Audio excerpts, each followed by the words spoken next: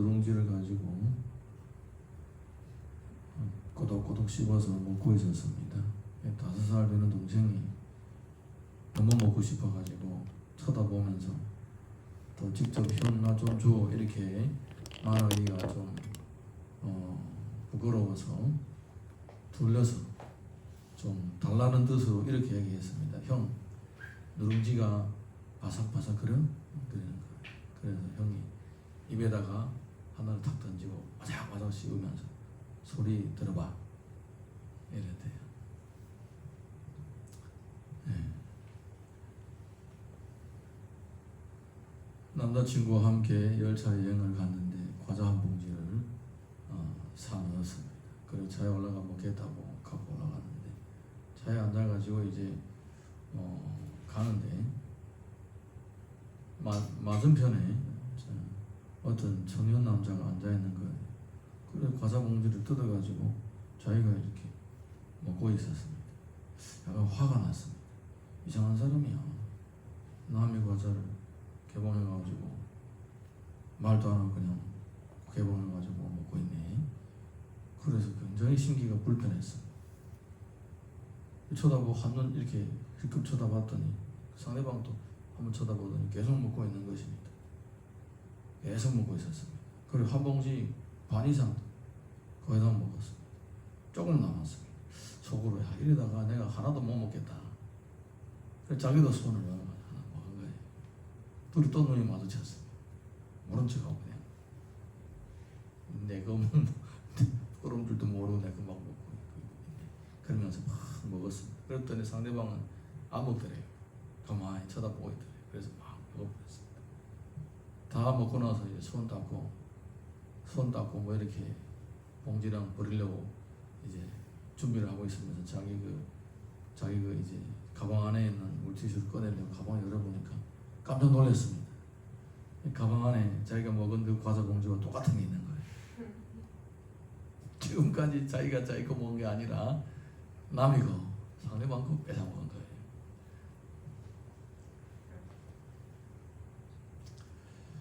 사랑하는 성도 여러분, 우리가 이 땅에 살아가는 동안에 하나님께서 우리들에게 서로 사랑하라고 했습니다.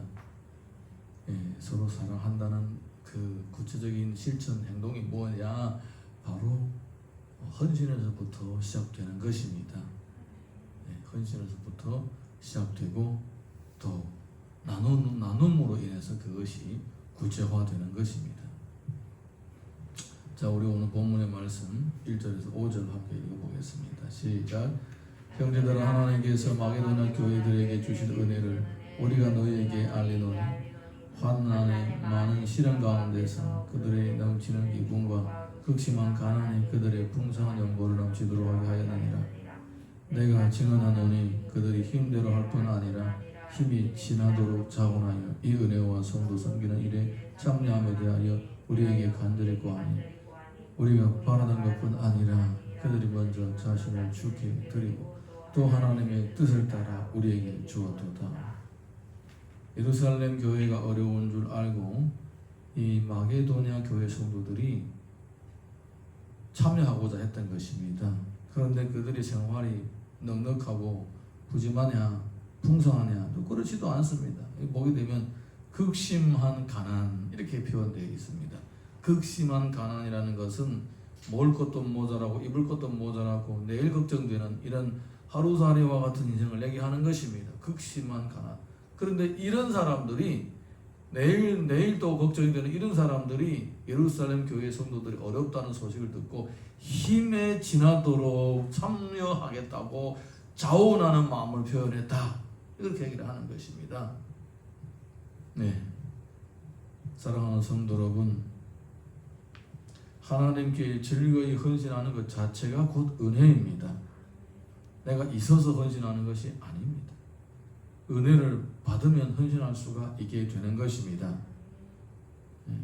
즐거이 헌신한다는 것은 이미 은혜를 받았다는 증거입니다. 마게도냐 성도들은 고린도라든가 이런 아가야라든가 에베소 이런 성도들보다도 굉장히 많이 가난하고 힘들고 어렵습니다. 마게도냐 지역은 유럽의 끝자락이기 때문에 변방지대라고 볼 수 있습니다. 변방지대다 보니까 아무래도 사람들이 많이 어렵고 힘들겠죠. 그럼에도 불구하고 그들은 헌신적인 그런 신앙의 표현을 했다라는 것입니다. 그래서 사도 바울은 저들을 저렇게 열심히 헌신해서 그렇게 하고 있는데 너희들도 좀 하라, 이런 뜻으로 얘기를 하는 것입니다. 고린도에 있는 성도들은 아무래도 보면 마게도냐에 있는 성도들보다도 좀 더 부유하지 않았을까, 이런 생각을 합니다. 빌립보서 4장 17절과 19절 표현을 보게 되면 내가 선물을 구함이 아니요 오직 너희에게 유익하도록 풍성한 열매를 구함이라. 나의 하나님 그리스도 예수 안에서 영광 가운데 그 풍성한 대로 너희 모든 쓸 것을 채우시리라. 아멘. 즐거이 헌신하는 자체가 은혜이기도 하지만은 즐거이 헌신함으로 은혜 받을 수 있는 또 다른 기회가 주어지는 것입니다. 하나님께서는 즐거이 헌신하는 자에게 그의 풍성하신 대로 채워주십니다. 예수님께서 이 땅에 오신 다음에 뭐라고 말씀하셨냐면 도저히 오는 것은 도적질하고 주의고 멸망하는 것이나 내가 온 것은 양으로 하여금 생명을 얻고 더 풍성히 얻게 하려 하심이라. 더 풍성히 얻게 하려 하심이라. 예수님께서는 우리로 하여금 생명을 얻고 더 풍성히 얻게 하려 하시는 것인데, 근데 더 풍성한 기회가 어떤 사람에게 주어지는가? 받은 은혜에 감사하여 즐거이 헌신하는 사람에게 또 다른 기회가 주어지는 것입니다. 고린도후서 9장 7절 보게 되면 각각 그 마음에 정한 대로 할 것이요 인색함으로나 억지로 하지 말지니 하나님은 즐겨내는 자를 사랑하시느니라. 하나님은 즐겨내는 자를 사랑하십니다. 하나님께서 가난하셔서 고국 모자래가지고 부족해서 우리를 보고 헌신하라고 하는 것이 아닙니다. 헌신은 은혜 받은 증거입니다. 내가 하나님께 이렇게 은혜를 받았습니다 라는 은혜의 고백이라는 것입니다.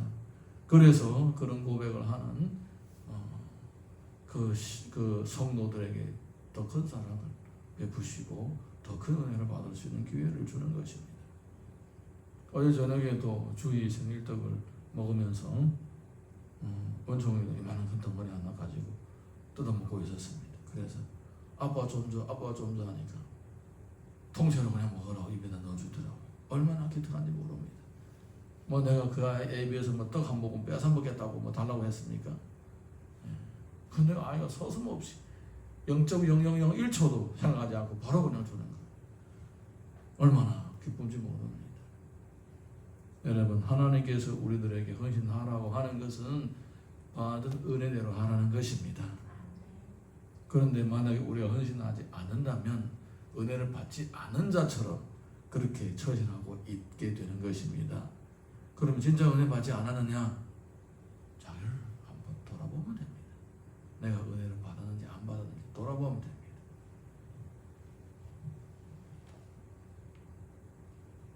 이어서 6절에서 8절 읽어봅니다. 시작. 그러므로 우리가 디도를 권하여 그가 이미 너희 가운데서 시작하였은즉 이 은혜를 그대로 성취하게 하라 하였노라. 오직 너희는 믿음과 말과 지식과 모든 간절함과 우리를 사랑하는 이 모든 일에 풍성한 것 같이 이 은혜에도 풍성하게 할지니라. 내가 명령으로 하는 말이 아니요 오직 다른 일에 간절함을 가지고 너희의 사랑의 진실함을 증명하고자 함이로라. 사랑은 물질 헌신하는 데에 비로소 증명되는 것입니다. 사랑은 말로만 하는 것이 아닙니다. 결코 사랑은 어디에서 완벽하게 증명되느냐? 주머니를 털 때입니다. 제가 알고 있는 어떤 분이 지금은 살아계시는지 모르겠지만 사모님하고 정반대입니다. 사모님은 그냥 있으면 다 주는 스타일이에요. 이분은 옛날부터 이제 한국이 가난할 때부터 직장 생활하시고 그래서 일절 한 푼도 쪼개서 쓰시는 그런 성품을 가지고 계시는 분입니다. 그분의 인생의 좌우명은 뭐냐? 일은 해줄 수는 있으나 돈은 줄 수는 없다. 그러는 거예요.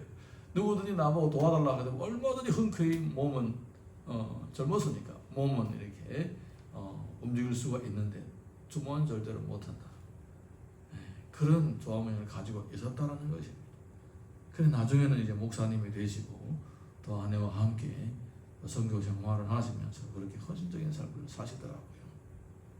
사랑하는 성도 여러분, 우리는 때로는 내가 가장 아끼는 것들이 있습니다.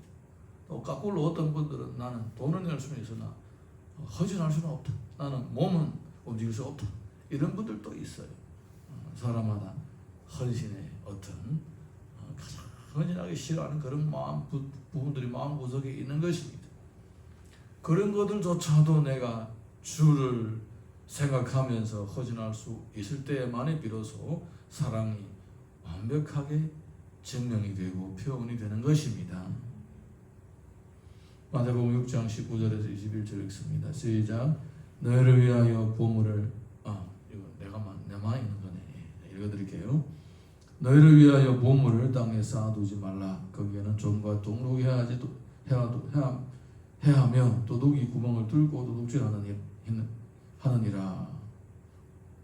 오직 너희를 위하여 보물을 하늘에 쌓아두라. 거기는 좀이나 동록이 해하지 못하면 도둑이 구멍을 뚫지도 못하고 도둑질도 못하느니라. 내 보물이 있는 그곳에는 내 마음도 있느니라. 물질 헌신을 통하여 하나님 나라의 보물을 쌓으면 영원히 썩지 않습니다.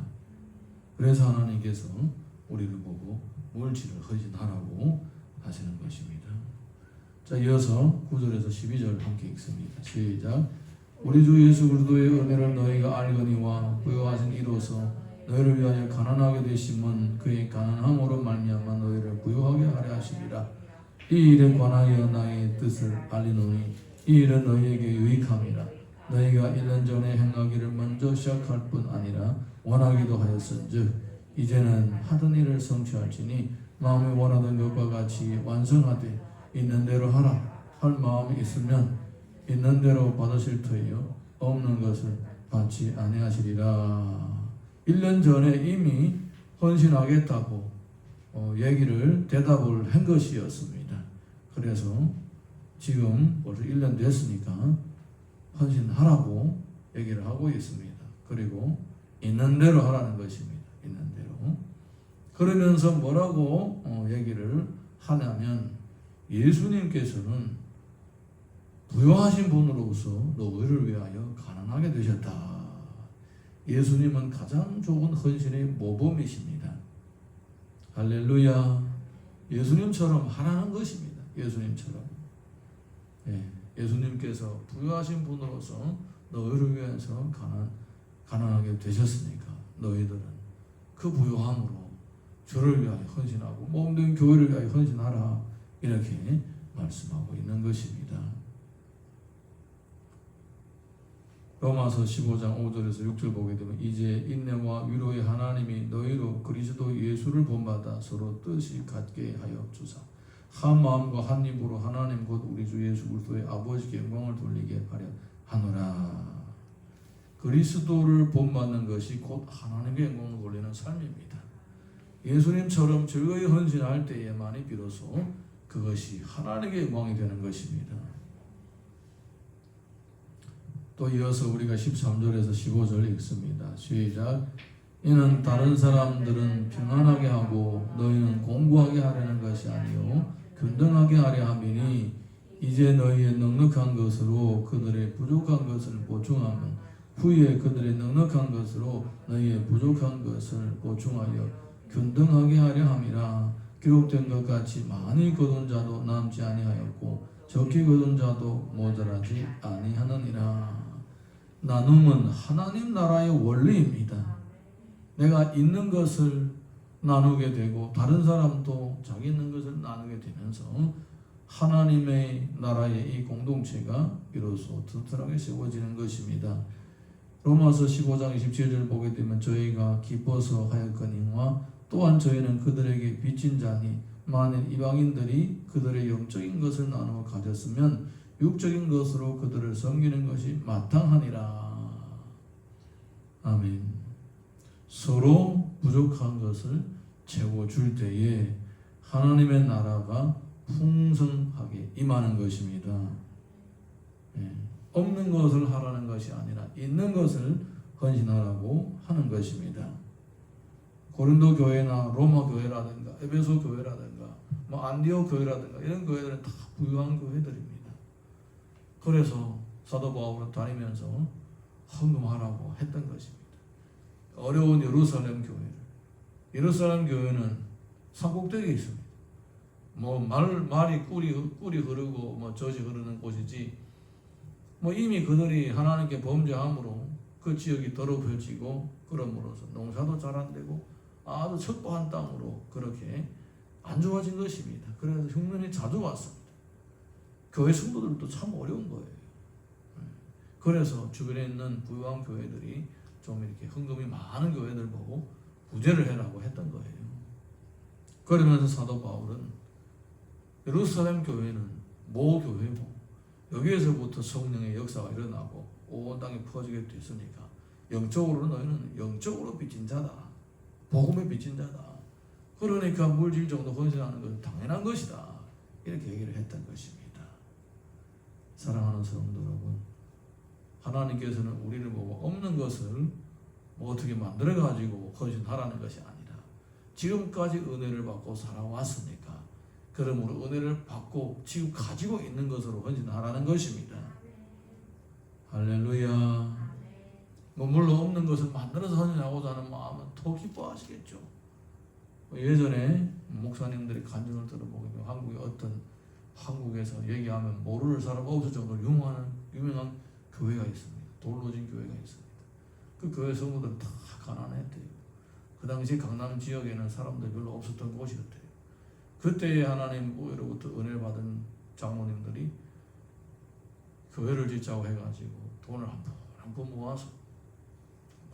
모아서 돌 하나하나 모아서 그렇게 성전을 짓기 시작을 했대요. 그런데 강남 땅이 갑자기 개발이 돼가지고 수많은 성도들이 전부 다 벼락부자가 돼가지고 그래가지고 그 예배당 지금도 아주 예쁘게 멋지게 서 있어요. 지었다고 그렇게 얘기를 하시더라고요. 네, 그런 사람들도 있습니다. 그런데 그건 어디까지나 자기의 믿음이고 최소한은 하나님 앞에 있는 것 가지고 헌신을 하라는 것입니다. 아멘입니까? 히브리서 13장 16절 보게 되면 이런 내용이 있습니다. 오직 선을 행함과 서로 나눠주기를 잊지 말라. 하나님은 이 같은 제사를 기뻐하시느니라. 하나님은 나누는 자를 기뻐하신다라고 하셨습니다. 나누는 자. 사도행전 4장 33장 4장 33절에서 35절에 이런 기록이 있습니다. 사도들이 큰 권능으로 주 예수의 보혈을 증언하니 우리가 큰 은혜를 받아 그 중에 가난한 사람이 없으니 이는 밭과 집 있는 자는 팔아 그 파는 것의 값을 가져다가 사도들의 발 앞에 두매 그들이 각각 사람의 필요를 따라 나누어 줍니다. 바나바 같은 경우에는 자기 집까지 팔아서 예루살렘 교회의 어려움을 함께 동참했습니다. 그리고 그는 선교사로 헌신해서 나중에는 자기의 조카 마가를 성경을 기록하는 그러한 유명한 속사도로 만들어 놓습니다. 사랑하는 성도 여러분, 헌신은 곧 구원받은 자의 열매입니다. 하나님은 이렇게 열매를 맺는 사람들에게 더 큰 은혜를 주셔서 그 가지를 깨끗하게 하시고 더 많은 열매를 맺게 하신다라고 말씀하셨습니다. 주께서 하늘보좌를 버리시고 이 땅에 오셔서 모든 것을 헌신하시고 영혼 구원에 피까지 쏟으셨습니다. 옷까지 다, 옷 한 개까지 남은 것이 없이 옷까지 다 벗었습니다. 실로라기 하나 남지 않고 다 내놨습니다. 그리고 돌아가셨습니다. 그러면서 예수님께서는 나를 본받으라고 말씀하십니다. 하나님은 우리를 보고 예수님처럼 그렇게 실오라기 하나 남기지 않고 다 허락하시다라고 그렇게 말씀하지는 않습니다. 은혜 받은 대로 하라고 하시는 거예요. 여러분, 다른 거는 내가 주를 위해서 내놓을 수도 있는데 이것만은 안 된다라고 끝까지 견고한 진으로 붙잡고 있는 것이 혹시 있다면 하나님 앞에 회개하십시오. 내가 온전한 사랑으로 주님을 사랑하지 못한 죄를 용서하여 주옵소서. 뭔가 계속 남겨두고 조건적인 사랑을 하고 있었던 내 모습 보여주셔서 감사합니다. 이제부터는 주를 위하여 뭐든지 헌신할 수 있는 믿음을 허락하여 주옵소서. 그렇게 주 앞에 기도할 수 있기를 바랍니다. 우리 찬양 하나 부르고 함께 기도하겠습니다.